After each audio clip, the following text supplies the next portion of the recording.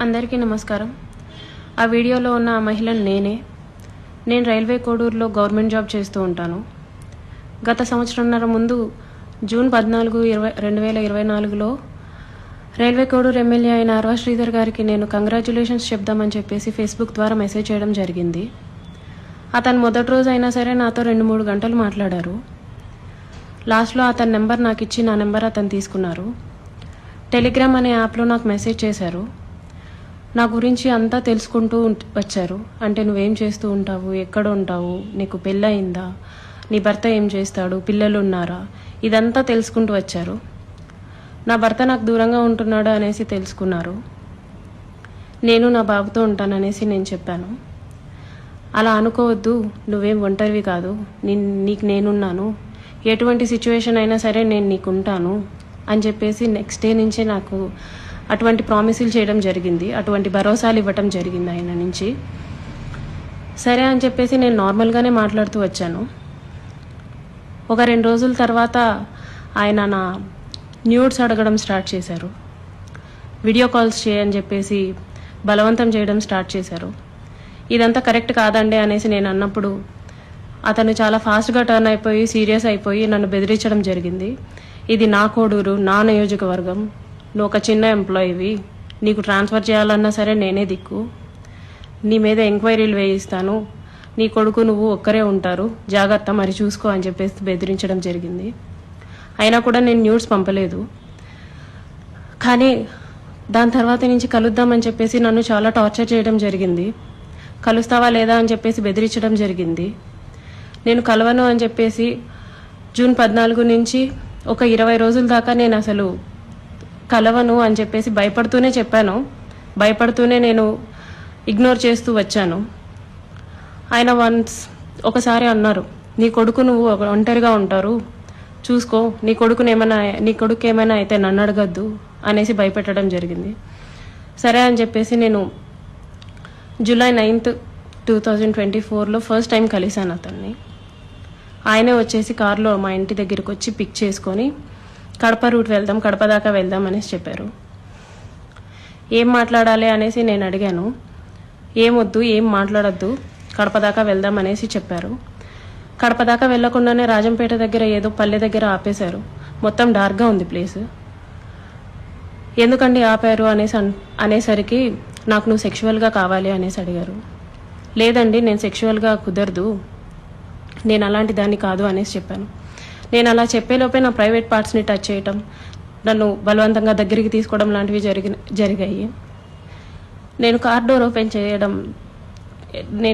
Open చేయడానికి try చేశాను. అతను నా జుట్టు పట్టుకొని వెనక్కి లాగేసి నన్ను గట్టిగా కొట్టారు. 2-3 సార్లు కొట్టారు. చాలా గట్టిగా కొట్టి కార్ సీట్ని అడ్జస్ట్ చేసేసి నా మీదకి వచ్చేసి నన్ను చాలా బలవంతంగా రేప్ చేయడం జరిగింది. నేను అరవడానికి ట్రై చేస్తుంటే నన్ను చాలా గట్టిగానే కొడుతూ వచ్చారు. అలా నా మీద ఫస్ట్ అటెంప్ట్ జరిగింది. నన్ను ఇంటి దగ్గర డ్రాప్ చేసి నేను దిగుతున్న టైంలో, నువ్వు ఈ విషయం ఎవరికైనా చెప్పినా సరే నువ్వు కొలాప్స్ అయిపోతావు, నీ ఫ్యామిలీ కొలాప్స్ అయిపోతుంది, స్పాయిల్ చేసిస్తాను అని చెప్పేసి నాకు చెప్పడం జరిగింది. నేను ఆ భయంతో నేను వెళ్ళిపోయాను, ఇంటికి వెళ్ళిపోయాను. నేను మా బాబే ఉంటాము. నెక్స్ట్ డే కూడా ఆయన కలుద్దాం, మాట్లాడాలి అని చెప్పేసి బెదిరిస్తూ వచ్చారు. అలా నాకు ఆగస్ట్ ఎండింగ్లో నా ఫస్ట్ ప్రెగ్నెన్సీ అతని వల్ల వచ్చింది. ఈ విషయం నేను అతనికి చెప్పాను. చెప్తే అబార్షన్ చేయించుకో వెంటనే అనేసి అన్నారు. నేను అబార్షన్ చేయించుకోవట్లేదు, నీ వల్ల నాకు ఇంత జరిగింది, నేను అబార్షన్ చేయించుకోవట్లేదు అంటే అప్పటికి నన్ను బెదిరించారు. నువ్వు అబార్షన్ చేయించుకుంటే నువ్వు బ్రతుకుతావు, నీ ఫ్యామిలీ బాగుంటుంది, నీ ఉద్యోగం బాగుంటుంది, లేకపోతే నా గురించి నీకు తెలుసు అని చెప్పేసి చెప్పడం జరిగింది. నేను అబార్షన్ చేయించుకోను, ఎట్టి పరిస్థితుల్లో అబార్షన్ చేయించుకోను అనేసి నేను వాదించాను. ఒక 2-3 సార్లు 2-3 రోజులు నన్ను బాగా బెదిరించి తర్వాత అష్యూరెన్స్ ఇచ్చారు. సరే, నీ భర్తకి నువ్వు విడాకులు ఇచ్చేసి నేను నిన్ను పెళ్లి చేసుకుంటాను, మీరు ఎలాగా దూరంగానే కదా ఉంటారు, నేను నిన్ను పెళ్లి చేసుకుంటాను, నీ భర్తకి నువ్వు విడాకులు ఇచ్చేసి అనేసి అన్నారు. అప్పటికి నేను ఒప్పుకోలేదు. అబార్షన్ చేయించుకో, ఇది అయితే ఫస్ట్ అబార్షన్ చేయించుకో అని చెప్పి నమ్మించడానికి నేను నిన్ను పెళ్లి చేసుకుంటాను అనేసి నాకు చెప్పారు. నేను చాలా రోజులు చేయించుకోలేదు. అలా ఒక 2 months నాకు ప్రెగ్నెన్సీ ఉంది. దాని తర్వాత ఇంకా ఆయన కంటిన్యూస్గా బెదిరిస్తూ ఇంటికి వచ్చి కొడుతూ చేయించుకుంటావా లేదా అని చెప్పేసి టార్చర్ చేస్తూ ఫైన్ డే నేను అబార్షన్ చేయించుకున్నాను. ఆయన మాటలు నమ్మి నన్ను పెళ్లి చేసుకుంటానని ఆయన ఇచ్చిన అష్యూరెన్స్ని నేను నమ్మి నేను అబార్షన్ చేయించుకున్నాను. ఇలా ఈ 1.5 yearలో నాకు 5 abortions అయ్యాయి ఆయన వల్ల. ఎప్పుడు మా ఇంటికి రావటం, నాకు ఇష్టం లేదు అని చెప్పినా సరే నన్ను బలవంతంగా బయటికి తీసుకెళ్ళో లేకపోతే ఇంట్లోనో నన్ను కొట్టి మా వాళ్ళని బూతులు తిట్టి చాలా రకంగా నన్ను సెక్షువల్లీ అటెంప్ట్ చేయడం జరిగింది. నాకు తెలియని విషయం ఏంటంటే ఆయన నాకు తెలియకుండా మా వాళ్ళ నెంబర్స్, మా వాళ్ళ కాంటాక్ట్ డీటెయిల్స్, ఇంటి అడ్రస్లు ఇవన్నీ కనుక్కొని నా భర్తకి కాల్ చేసి నువ్వు ఆ పిల్లకి విడాకులు ఇవ్వాలి, విడాకులు ఖచ్చితంగా ఇవ్వాలి, లేకపోతే నిన్ను, నీ ఫ్యామిలీని, నీ కొడుకుని ఎవరిని వదలను, అందరినీ చంపేస్తాను అనేసి బెదిరించడం జరిగిందంట.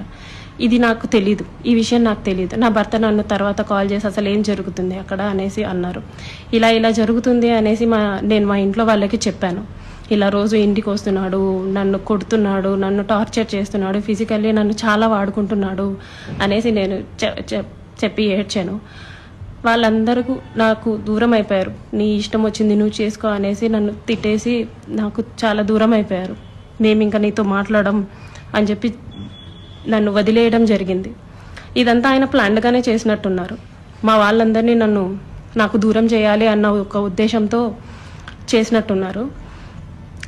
వాళ్ళందరూ నన్ను దూరంగా వదిలేశారు. మా ఆయన మా బాబుని తీసుకెళ్ళిపోయాడు. నేను ఒక్కదాన్నే ఉంటూ వచ్చాను. గత 6 నెలలుగా నేను ఒక్కదాన్నే ఉంటూ వచ్చాను. నేను నా ఒంటరితనాన్ని, నాకు పేరెంట్స్ లేరు, అమ్మ నాన్న లేరు అడగడానికి చేయడానికి, అమ్మ నాన్న లేరు. అతను నాకు అష్యూరెన్స్ ఇస్తూనే వచ్చాడు, మ్యారేజ్ చేసుకుంటాను ఎక్సెట్రా అని చెప్పి. ఇలా వీళ్ళందరూ దూరం అయిపోయి నా గురించి ఎవ్వరూ అడగడానికి కూడా లేరు అని ఆయనకి ఒక క్లారిటీ వచ్చిన తర్వాత ఈ 1.5 year నాతో ఉండి నన్ను ఇష్టం వచ్చినట్టు సెక్షువల్లీ వాడుకొని లిటరల్లీ నన్ను కొట్టి బలవంతంగా చాలా అంటే చాలాసార్లు చేసి January 7, 2026 ఒక 20 days ముందు నేను నిన్ను పెళ్లి చేసుకోను, నువ్వేం చేసుకుంటావో చేసుకో, నీ ఇష్టం వచ్చింది చేసుకో, నీ దిక్కున్న చోటు చెప్పుకో, నీ గురించి ఎవడొస్తాడో నేను చూస్తాను, నేను మాట్లాడతాను అనేసి నాకు చెప్పడం జరిగిందండి. It's been 20 days. అతను నన్ను వదిలేసి ఈ 1.5 సంవత్సరం నేను నరకం చూశాను. అతని వల్ల చూడాల్సిన నరకం అంతా చూశాను. నాకు ఇప్పుడు న్యాయం కావాలని చెప్పేసి నేను కోరుకుంటున్నాను. దాని గురించి పోరాటం చేస్తున్నాను.